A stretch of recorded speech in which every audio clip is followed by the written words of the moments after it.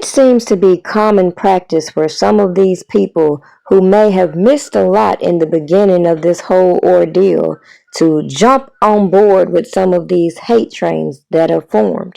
And maybe there's always been confusion as to why Prima wasn't gonna get out here and do none of the stuff you saw these other people doing who wanted to get themselves close to certain individuals and then day by day keep trying to rewrite the digital footprints they left all over this internet.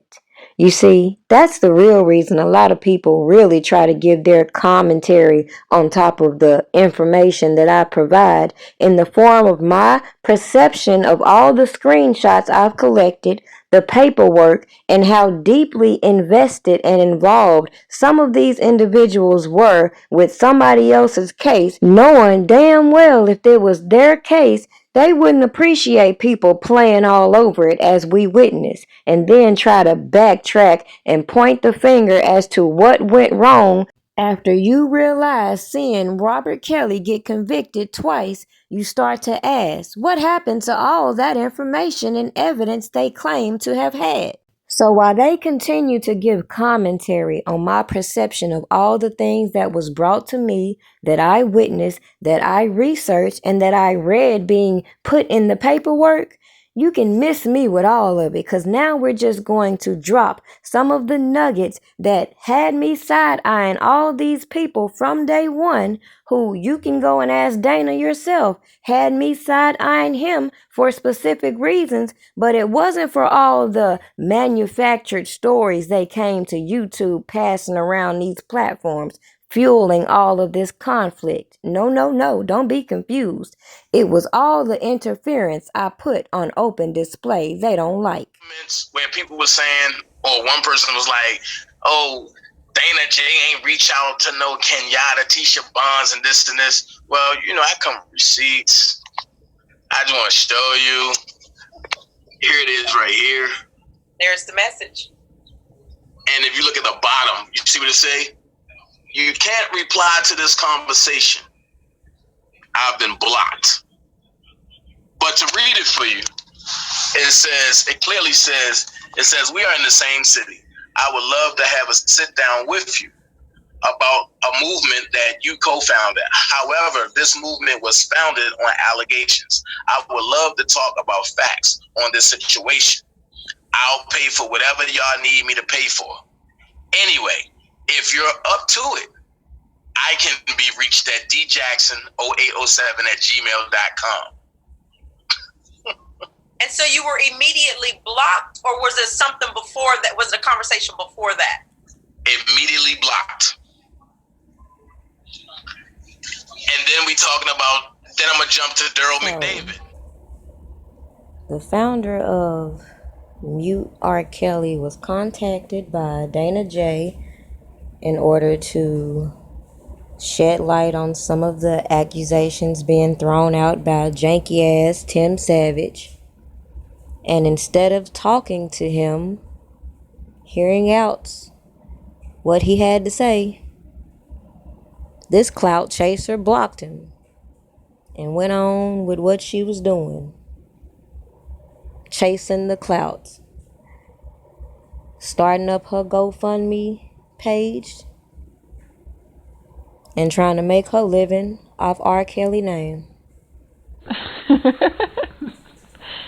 Now, I'm pretty sure that over these years I've made it obvious why I do my own research, because people were sending all this janky shit to me that I couldn't trust. Not only that, that's one of the biggest issue I have with some of these media outlets and bloggers who run with these stories, who run with these so-called sources and never validate the things that they said, but they only paint these one-sided stories. So imagine my position when I only want to talk about the R. Kelly case and accusations and debunk all the propaganda, when I'm constantly being bombarded with things about Dana J, things to implicate these attorneys. Meanwhile, people only want to look at half the picture and don't see that what I'm showing you all is the hypocrisy I have with these people that want to give commentary on my observations and never address the elephant in the room. If you're going to sit over here and talk about how you disagree with me, how things I say don't make sense to you, come back and give the people validation as to what we're witnessing or what some of us witnessed in real time as far as these people embedding themselves so deeply into this topic when it don't take all that to give commentary on any case, especially an open investigation, especially when people are being alleged to be doing things on R. Kelly's behalf while all of his supporters are being pulled in all these different directions that don't point to why that man is still in jail, why his defense was paraded all around YouTube, why his private eye was paraded all over YouTube, all in these chats, fueling nonsense. So at any time, I made it perfectly clear. If you didn't like my message, the way I presented it, etc., I ain't holding no hostages, just like R. Kelly wasn't holding no hostage.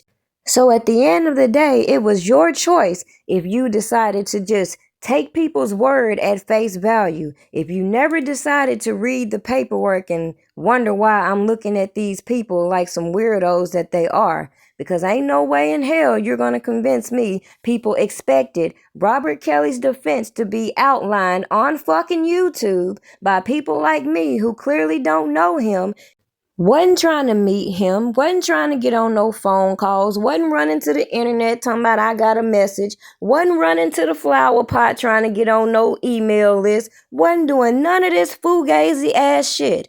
But for some reason, these people think I'm going to keep coming out here reiterating the same points, when what I'm going to do now is we're going to go back to the past and revisit the information.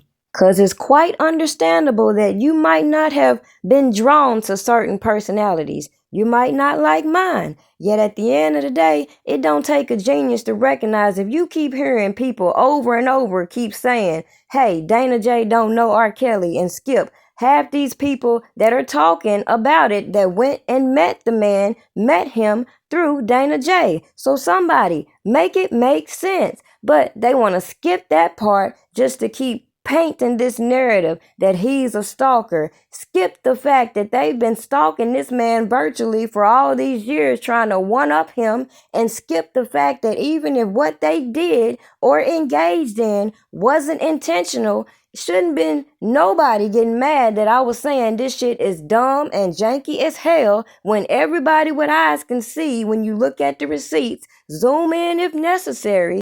Yet you'd be just as delusional as they is to act like none of this affected Robert Kelly.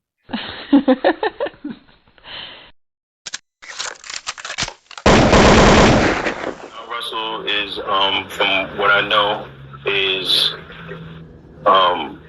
someone that cares passionately about Mr. Kelly, and Mr. Kelly is aware of that.